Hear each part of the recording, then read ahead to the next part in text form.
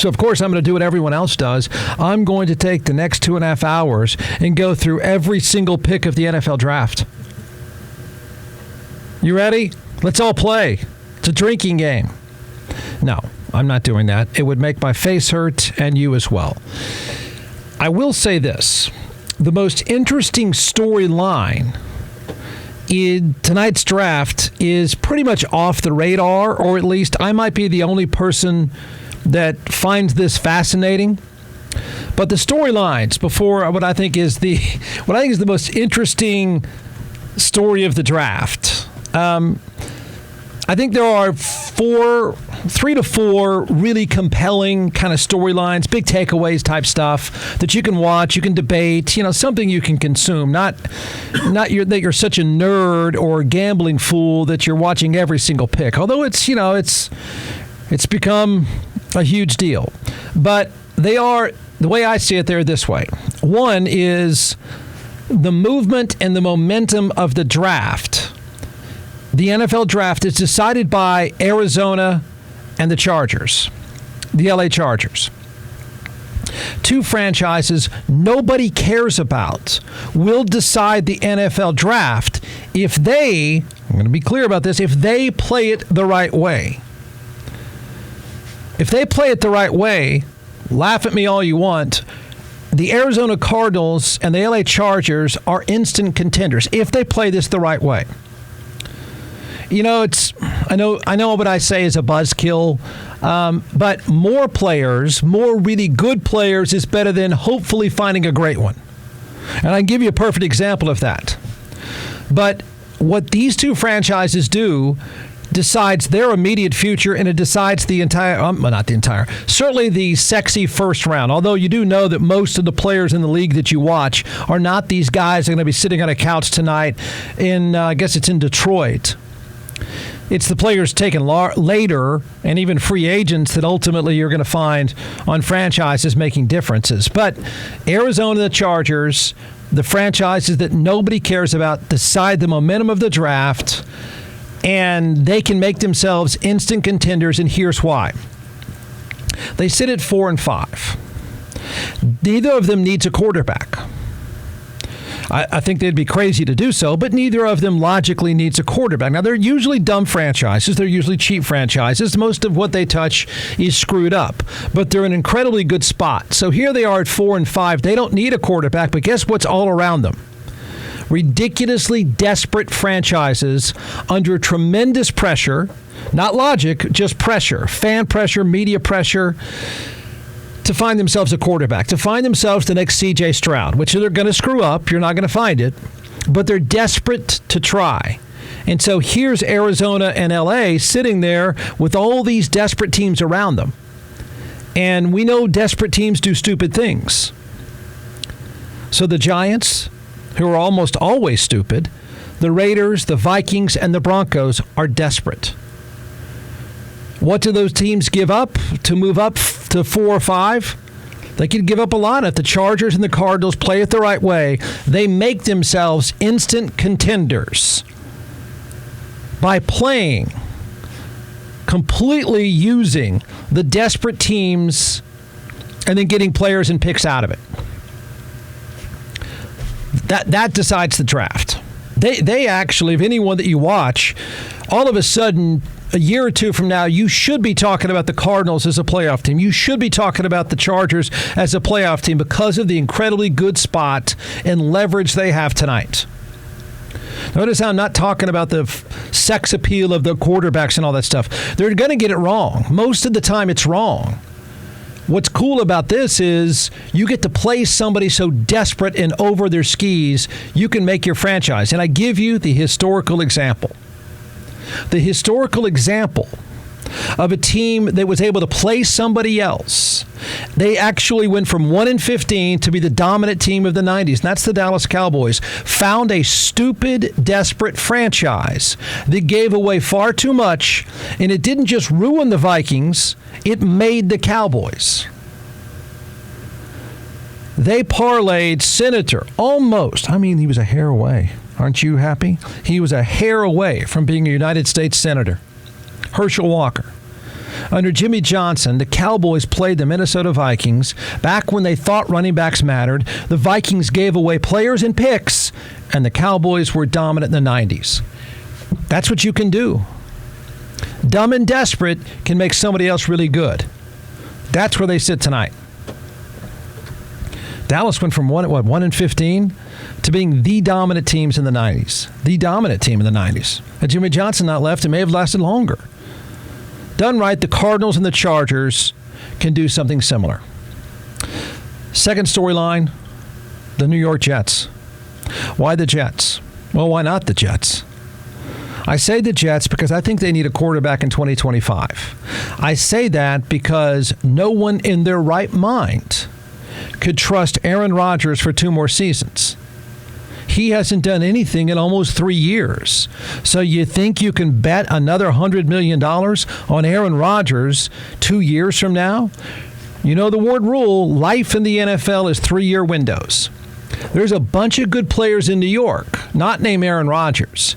And if the Jets aren't careful, and remember, the Jets are a stupid organization as well. Their owner's a buffoon. An out-of-control, illogical buffoon. That's why they're always terrible. But they have been so bad so long, they've stumbled their way into a lot of really, really good players on both sides of the ball. And one side matters more than the other. And they've got that. They're really close. If Aaron Rodgers could show up to work and not be a nut job, or even just show up to work and be a nut job, the Jets are really good. But their window is a couple more years. And who in their right mind thinks that he's their quarterback in 2025? Nobody even knows if he's their quarterback in 2024. So they sit at 10. I think it would be the smart move. I do. I think it's a good spot to be in. And I think you can find yourself the quarterback of 2025 that takes you for the next couple of years. And then your window shuts and you're bad again. But that's Michael Penix Jr. played at Washington. Texas fans know him well because he torched you. And/or a guy at Oregon named Bo Nix. Both are solid guys who've played a lot of football. I think that's what you have to look for. Guys that have done a lot of successful things, that have played a lot in big games. They're pro-ready, the term I use. So the Jets at 10, there you go. Quarterback stumbles in there. You tell Aaron Rodgers, hey, man, another $100 million from well, just give us 1 year, buddy. Just show up to work 1 year. And then you can set yourself for the next couple of years after that with a talented roster. So do they move up? Do they draft a quarterback at all? And if they do, does that send the tinfoil hat-wearing Aaron Rodgers into an absolute tantrum? I think it's an interesting storyline. I think it's foolish not to think in those terms, but they may be scared away by the 2 craziest people in their building, their owner, Woody Johnson, a fool, and Aaron Rodgers, who's a baby and would cry about it. Could they get scared out of doing the sensible thing?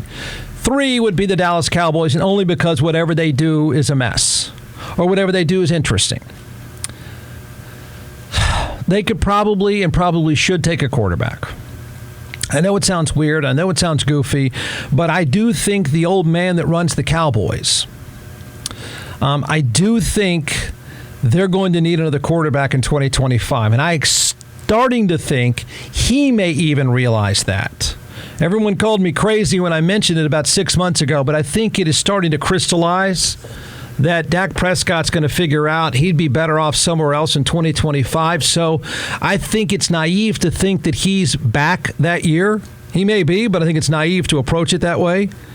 And if and when they take a quarterback, even if it's going to be fairly meaningless later in the draft, the football world will be buzzing. Cowboys fans will act like they got the next Joe Montana. They won't. But I do think they need another body at quarterback just to make sure they have someone come 2025. The term I would use would be prudent. There. Dallas doesn't do anything prudent, but that would be a prudent move at some point in the draft the next couple of days, probably on Friday or something like that. Then what I think is the story of the night that's off the radar.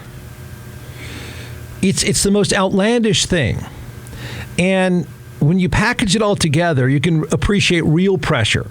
So the Bears are betting their franchise. They're betting their franchise. And I hate to say this. I hate to say literally. I hate it. I hate it.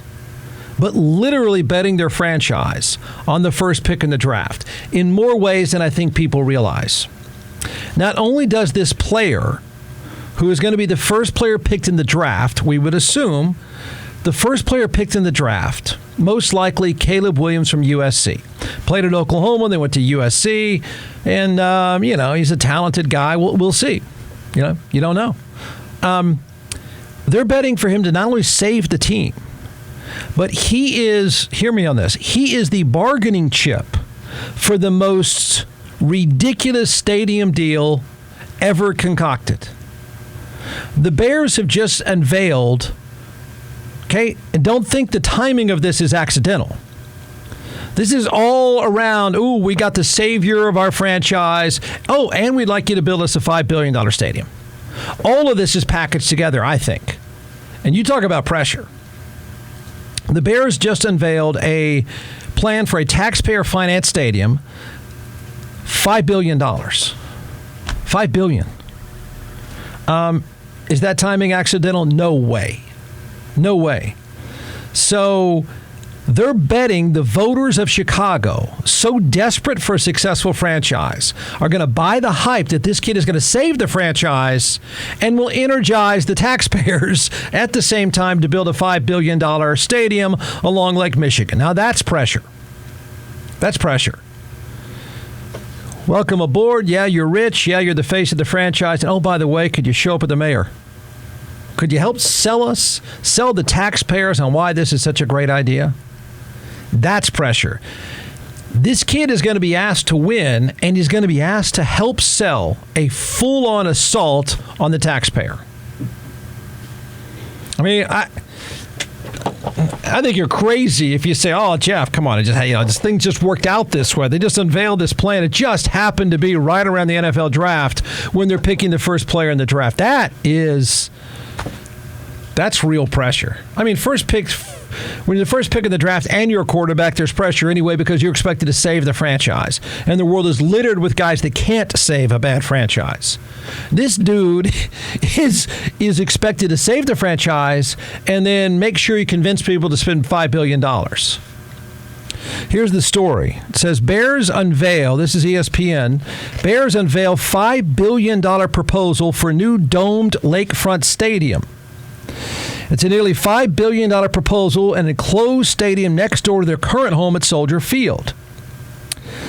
$3.2 billion for the new stadium, plus an additional $1.5 billion in infrastructure. Here's what the Chicago Bears president, Kevin Warren, had to say. This is not an easy project, but Chicago doesn't like easy. Oh, yeah? Are they stupid, too? Oh, my gosh. That's what I'm saying. This isn't a story about, they're not just mixing, as usual, they're not mixing taxes and politics and keeping it away from football. The president of the Bears is the one that's out in front of this. And the president of the Bears is out in front of this a day before the NFL draft, which means, hi, Caleb, let's go to a ribbon-cutting ceremony and suck up to some people so we can fool the taxpayers into buying us a $5 billion stadium. $5 billion. I don't even know what that could be. What does that look like? Here you go. The Bears said the project would generate $8 billion in economic impact for the region. No, it won't. And nobody even knows what that means. That's some sort of Chamber of Commerce BS. $8 billion in economic. There's no impact in what way? Yes, you're going to sell a lot of beer. The taxpayer is going to have no net gain. That's just stupid. $5 billion. Here's the governor of Illinois, who is a breath of fresh air and some, this is J.B. Pritzker. Good for J.B. I remain skeptical about this proposal, and I wonder whether it's a good deal for the taxpayers. You wonder? How would $5 billion stadium be a good deal for the taxpayers? How would that be? Can anyone even define how that's a good deal for the taxpayers? I know that part of it's kind of left out. He goes on to say, I'm not sure this is among the highest priorities for the taxpayers. Illinois House Speaker Chris Welch, if we were to put this issue on the board for a vote right now, it would fail, and it would fail miserably. There is no environment for something like this today. Wow. Except Caleb Williams has to sell it. Is he going to be hugged by the mayor, too? Let's go, kid. Let's go convince taxpayers to do something unbelievably stupid. At the news conference, right? When he's the face of the franchise, blah, blah, blah. And he's been around. He's a smart guy, knows what he's doing in front of a camera. But I wonder if he's prepared for the questions about a new stadium. Because it's coming. Because part of his deal is to smile and help sell people that he's going to make them good. And being good means you should buy a $5 billion stadium, everyone. As if the taxpayers in Chicago, in Chicago, I mean, I would say this of anywhere. Look, think of it this way. If one of these stadium deals is turned down in Kansas City by the two-time Super Bowl champions in a city that has nothing else going on, that deal for a stadium is turned down. And I don't even know if that was $1 billion. $5 billion in Chicago.